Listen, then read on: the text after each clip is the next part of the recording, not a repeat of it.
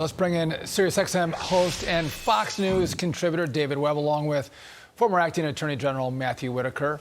Gentlemen, welcome to the show. Thanks for being here. Matt, I'm going to come to you first.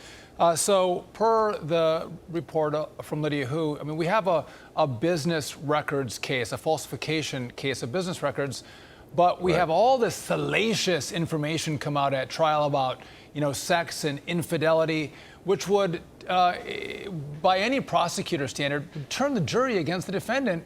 And that Judge Merchan did not limit that kind of testimony is actually outrageous at today's hearing. No, I couldn't agree with you more, Sean. And I've tried cases both as a prosecutor and as a defense attorney. And obviously, first of all, it has to be relevant to the case. And I think there was an argument to be made that none of this evidence today from Stormy Daniels was relevant. But then you look at whether it's more prejudicial than probative. And I don't think there's any doubt that this was highly prejudicial and lacked any probity, whether or not, it had affected the underlying legal case. And then, finally, when the defense asked for a mistrial, I think it was appropriate under New York law that, if a defendant can't get a fair trial because of the error in allowing this prejudicial evidence, I think that was very appropriate. And so, Judge Merchan is clearly showing his stripes. He is wearing the other team's jersey if you're Donald Trump. And I don't think that his team should feel like they are getting any kind of fair rulings from this judge. David, President Trump's lawyers, and this is Andy McCarthy's words, vigorously object to Daniels' testimony and, to use Sean's word, the salacious details about the sexual encounter.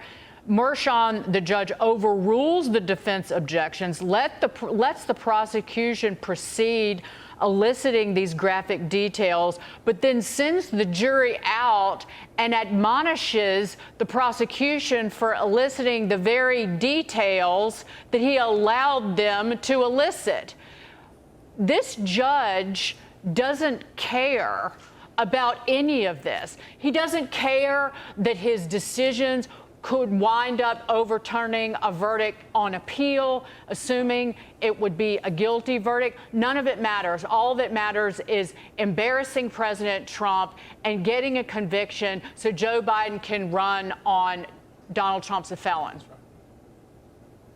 Yeah, and look, I'm not a lawyer, but I'm going to play one. So, Matt, please, you've been my guide before in legal cases. But what Judge Merchan knows, and to Matt's point, he's wearing the other team's jersey. He is wearing the jersey. He's carrying the pom-poms.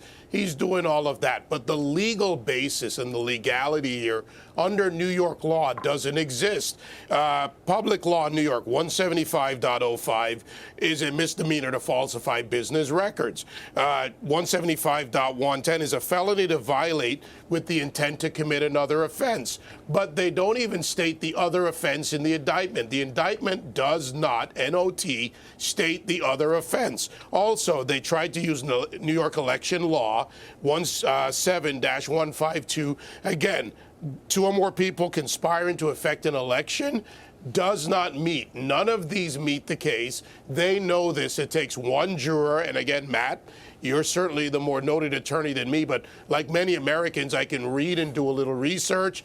They're playing the public angle. This is a public political hanging of Donald Trump. If you think about the high-tech lynching that Clarence Thomas referenced, remember in his hearings, think about what they're doing to Donald Trump. This is the new high-tech lynching. Well, the errors at trial don't matter to these liberals. They get the conviction which impact the voters' minds in this upcoming election, which is the purpose of, I would argue, this trial. But it's clear also that liberals want Trump behind bars. But their disdain for him is even more sick and twisted than that. Watch. Maybe Donald Trump will go away. Maybe he'll go to jail. Maybe he will die, not to be too morbid, but maybe, he's not a young man. And guys, Psaki's not the only psycho. Lose or go to prison or, I don't know, have a heart attack. I'm not sure. We call it the hamburger. I don't know what his demise is going to be, heaven. but he'll have his demise. Matt, what gets me here is they don't want to talk about the issues in this campaign because they can't win on the issues. So they only care about his demise, him in jail, heart attacks. But you would think that they would think their ideas are more powerful, they're better, they resonate more with the American electorate, and they want to talk about that. But they know they can't, so they need to take Donald Trump out. It's clear by what they're saying here.